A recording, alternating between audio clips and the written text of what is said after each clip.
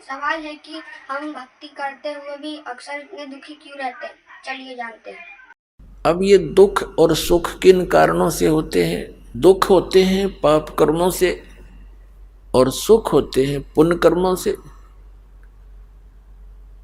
और जो संसारिक व्यक्ति भक्ति भी नहीं करते और उनको सब सुविधाएं प्राप्त हैं, अच्छा कारोबार है या कोई अच्छी पोस्ट है, परिवार भी उसका अच्छा सेट है, बच्चों के विवाह भी ठीक हो गए हैं, कहने का भाव यह है कि वो एक पुण्यकर्मी प्राणी है और वो पुण्य उसने किसी पहले जन्म जन्मांतरों में किया हुआ है, क्योंकि वर्तमान में तो कुछ कर ही नहीं रहा और फिर भी सुखी है।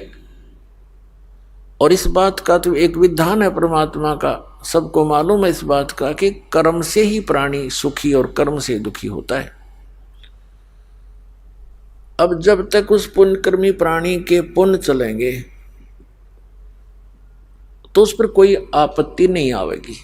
जैसे इन्वर्टर है, आजकल इन्वर्टर, उसकी बैटरी होती है, उसमें उनको चार्ज किया जाता है। जब वो बैटरी फुल चार्ज हो जाए और चार्जर हटा दिया जाए तो बैटरी अपना काम करेंगी। जब तक उनकी कैपेसिटी रहेगी उनमें चार्ज रहेगा, पंखे भी चलेंगे, ट्यूब बल्ब भी जगेंगे।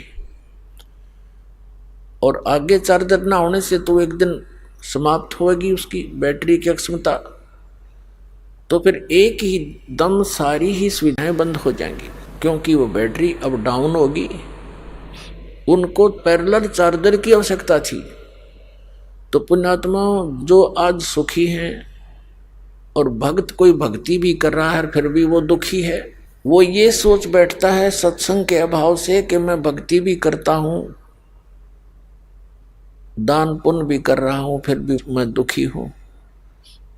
इतनी सुविधा नहीं है जितनी मेरे इस पड़ोसी को है या कोई दूर के रिश्तेदार को है, और वो कुछ भक्ति साधना भी नहीं कर रहा है। तो ये उन भक्तों के मन में आ सकता है जो ज्ञान कंप्लीट नहीं सुन पाए हैं। और जिन भक्तों ने ये ज्ञान सुन रखा है, विधान का पता है भगवान का, फिर वो इस तरह डगमग नहीं होते। तो वो भक्त सोचते हैं कि दूसरे भक्ति भी नहीं करते हैं फिर भी सुखी हैं ये लोग। तो उनके लिए संदेश दिया जा रहा है कि ये समझ लेना कि आपके पुण्य नहीं थे, लेकिन आप एक बहुत भाग्यशाली हो कि आपको चार्जर मिल गया, अपनी बैटरी फिर से चार्ज कर लो।